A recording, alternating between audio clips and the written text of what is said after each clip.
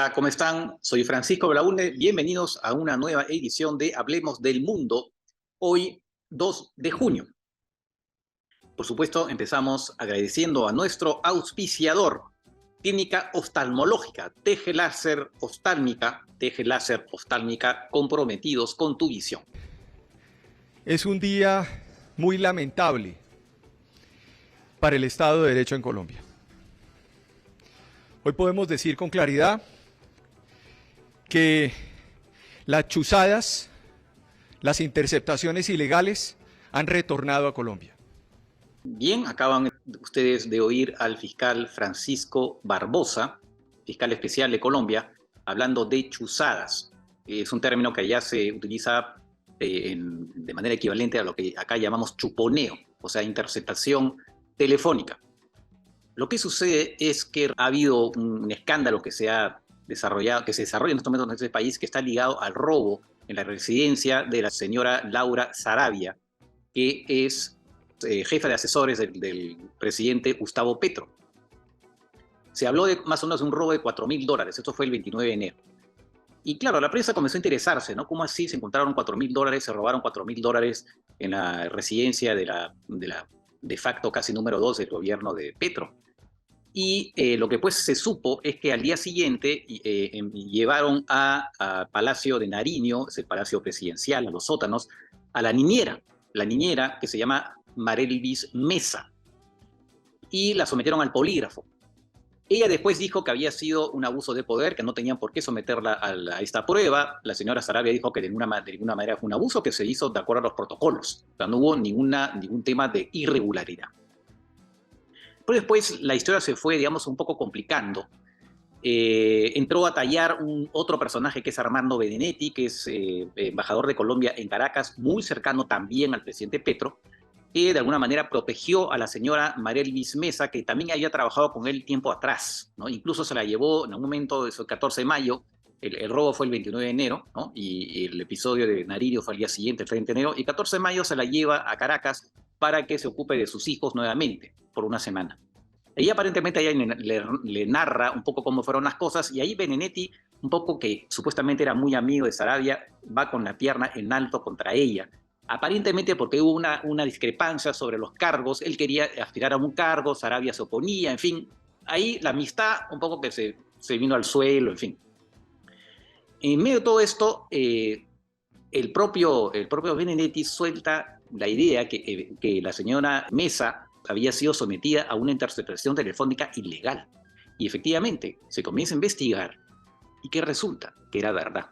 La señora Mesa y una persona que también trabajaba en la casa de la señora Sarabia habían sido sometidas a una interceptación. ¿Y de qué manera? Supuestamente el robo está siendo investigada por una fiscal, pero aparentemente la fiscal no quiso, dijo no iba a aceptar una interceptación telefónica, o lo que se dice, ¿no? Pero otro fiscal al día siguiente autoriza una interceptación telefónica, amparándose en un informe que dice que esta señora Mesa y la otra persona del servicio estaban ligados al clan del Golfo. Y bajo esa estrategia es que obtienen la interceptación telefónica, o sea, una maniobra para obtener, ¿no?, la interceptación telefónica. Entonces, imaginen el escándalo. Colombia ha sido ya escenario de escándalos hace muchos años, en la época del presidente Uribe, de interceptaciones telefónicas, las chuzadas, las famosas chuzadas. Y entonces ahora de pronto surge esto con el gobierno de Petro. Entonces, ¿cuál es la hipótesis? Evidentemente es que la señora Sarabia se había conseguido un fiscal que le dio la cobertura legal, entre comillas, para interceptar a la niñera de quien ella sospecha que cometió el robo. Entonces, esto es un escándalo que va creciendo, ¿no? Han tenido esas declaraciones del fiscal general, que ya está peleado con Petro.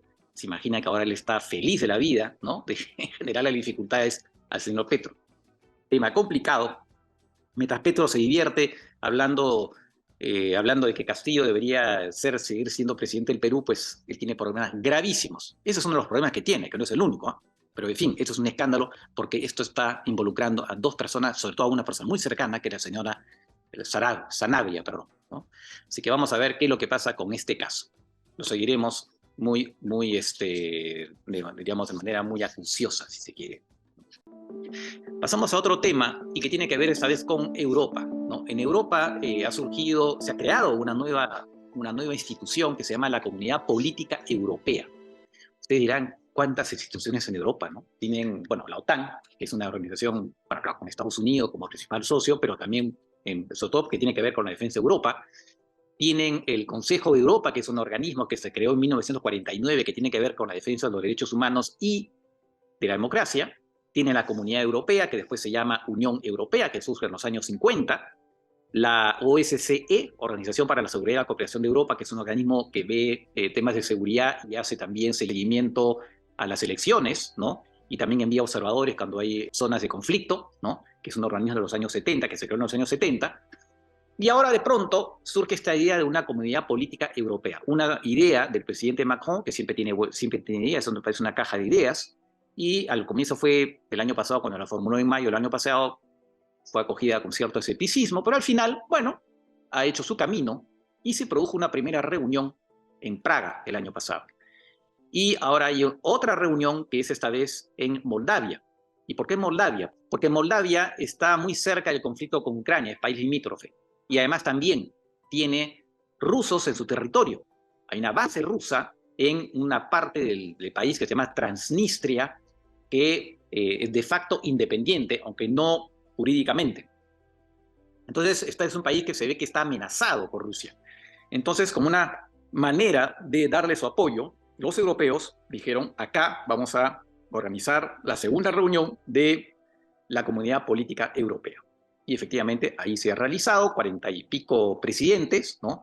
Entre los cuales, por supuesto, el presidente Zelensky, donde lo que se busca es, entre otras cosas, ver temas comunes, como el tema energético, el tema de los jóvenes, en fin, varios temas en común, ¿no? Lo que se busca es un diálogo de manera informal, no es una organización, es un espacio de diálogo.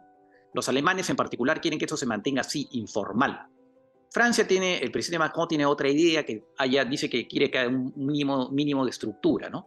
Algunos países que están esperando entrar a la Unión Europea están medio mirando eso la cosa de manera un poco, diciendo qué es lo que se pretende con eso, de repente no nos van a admitir a la Unión Europea, entonces como premio o consuelo vamos a entrar a este organismo que va más allá de la Unión Europea. En fin, ¿no? Hay, por supuesto, siempre las suspicacias que se dan en estos casos, ¿no? Pero en todo caso, el organismo comenzó a funcionar, como digo, no es realmente un organismo, es una plataforma de diálogo, si se quiere, con casi todos los países europeos, salvo Rusia y Bielorrusia, evidentemente, ¿no? Así que vamos a ver qué es lo que sale de este organismo, que va a tener 2 reuniones al año. Eso es lo que va a tener la frecuencia de estas cumbres que se van a dar en el marco de esta plataforma. Otra vez, no organismo, sino plataforma. Nos vamos ahora a otro tema que también de alguna manera ha estado sonando bastante, que tiene que ver con las sanciones de Estados Unidos a diferentes países. El presidente Maduro se ha quejado que quiere que Estados Unidos le levante las sanciones a su país. Estados Unidos, efectivamente, como también otros países, aplican sanciones a países que de alguna manera consideran que, bueno, que están cometiendo una serie de delitos, o en fin, digamos, políticas que no les convienen, en fin. Bueno, estas sanciones pueden ser individuales. Por ejemplo, a determinadas dirigentes de países les prohíben el ingreso a Estados Unidos. A algunos les puede parecer trágico si es que tienen casas en Miami o lo que fuera, o, ¿no? O quieren ir a Estados Unidos siempre, o que les encanta, ¿no? Pero también les pueden embargar sus cuentas, ¿no? Entonces hay ese tipo de sanciones. La otro tipo de sanciones es al Estado, a los estados. Entonces ahí sí pueden, o a empresas también, ¿no? Donde se prohíbe hacer negocios con empresas de un país determinado, ¿no? Y son sanciones que algunos llaman unilaterales, porque las otras sanciones que son consideradas las legales, entre comillas, o en todo caso las legales, si se quiere, son las que son pronunciadas por el Consejo de Seguridad de Naciones Unidas, ¿no? Por ejemplo, contra Corea del Norte por su programa nuclear, así como también en su momento a Irán también por su programa nuclear. Pero Estados Unidos aplica sus propias sanciones. ¿Y cuál es el problema ahí? Es que son leyes de Estados Unidos y por lo tanto deberían aplicarse únicamente a empresas norteamericanas. No se deberían aplicar a empresas de otros países. Cuando se dice ¿sabe qué? Prohibido hacer negocios con Irán. Entonces dice, bueno, es una ley norteamericana. Perfecto. Solo se aplica a las empresas norteamericanas. Pero no es así. Esas leyes se aplican incluso a empresas de otros países, como por ejemplo el caso de Irán. Entonces dicen, oye, pero un momentito, las empresas esas empresas son de mi país, ¿por qué tú pretendes sancionar a las empresas de mi país que quieren hacer negocios con Irán? Entonces Estados Unidos replica, lo que pasa es que la ley norteamericana se aplica, ¿por qué? Porque ustedes utilizan el dólar en sus negocios. Y además tienen sucursales, filiales en mi país, y sobre todo por el dólar. Entonces ahí tienen amarrados a todos. Entonces lo que quiere decir que ya no solamente las empresas norteamericanas no pueden hacer negocios en Irán, por ejemplo, ¿no? Sino que todas las empresas del mundo, las europeas que querían hacer negocios con Irán, ya no pueden, ¿no? Entonces ese es el problema, es lo que se llama la aplicación extraterritorial de la ley norteamericana, que puede parecer un abuso, sin duda lo es, pero es una herramienta, es un arma de política exterior. Claro, uno puede decir efectivamente es un abuso, pero si no fuera por eso, eventualmente no nos habríamos enterado de la corrupción en la FIFA. Estados Unidos comenzó a investigar los sobornos en la FIFA hace unos años, ¿no? Que incluso implicó el arresto de Manuel Burga, expresidente de la Federación Peruana de Fútbol, porque el dinero pasaba por Estados Unidos, porque era el dólar que se utilizaba para las coimas, ¿no? Y también el tema de Toledo, nos enteramos de la coima, porque había una investigación en Estados Unidos, porque había pasado la coima por ahí. Entonces, claro, la cosa es un poco ambivalente, ¿no? Puede ser considerado un abuso para Estados Unidos, pero por otro lado, sí, sirve para mucho. Y efectivamente, como arma, digamos, contra Rusia, contra Irán y otros países, ¿no? Se estima que actualmente hay el 30% de los países del mundo que están bajo un tipo de sanción por parte de países occidentales, contra 10% en los años 90. O sea, se ha incrementado, ¿no? El tema de las sanciones. Y eso también tiene que ver un poco con un poco el apuro de muchos países de ya no utilizar el dólar como moneda internacional. Porque claro, si tú tienes el dólar como moneda internacional y para tus depósitos y todo lo que fuere, es fácil que Estados Unidos pueda retener tus fondos, como ha pasado con Rusia. Sus reservas internacionales estaban en varios bancos en Estados Unidos y han sido retenidos, ¿no? Entonces ahora, por eso que en parte, ¿no? Brasil y otros países como China y demás buscan también, tienen esta idea de favorecer el surgimiento de otras monedas internacionales. Y como dije ayer, hay pocas posibilidades que eso se pueda hacer realidad, ¿no? Sobre todo por el tema de confianza, ¿no? Por el tema de confianza que la moneda, el yuan no va a reemplazar al dólar todavía. Es muy difícil que lo haga porque por el tipo de estatismo que hay en China, que interviene demasiado en la economía y por lo tanto eso no da confianza a la propia moneda, ¿no? Más allá que hayan inversiones, por supuesto, occidentales en China que van a seguir habiendo, evidentemente, ¿no? Bien, y ahora ya para cerrar pasamos a nuestra sección Es Bueno Saber. Y es bueno saber quién es Bola Tinubu. ¿Y quién es ese señor? Es el nuevo presidente de Nigeria que acaba de asumir. Vean ustedes, ¿no? La fiesta, hace apenas unos días, 71 años ese señor, la fiesta en la que celebra su toma de mando. Vemos aquí a la pareja bailando, la pareja presidencial, con la música What a Wonderful World de Louis Armstrong, famoso trompetista de jazz norteamericano que también cantaba esta canción. Entonces ahí ven a la pareja presidencial bailando en una fiesta fastuosa, ¿no? Bailando al ritmo de esta canción.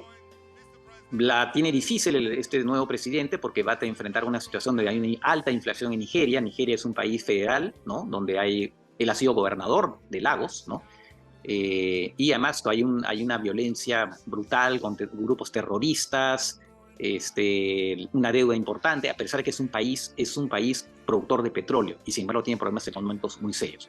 Un país que tiene 213 millones de habitantes, el más poblado de África, en un territorio que es más chico que el peruano.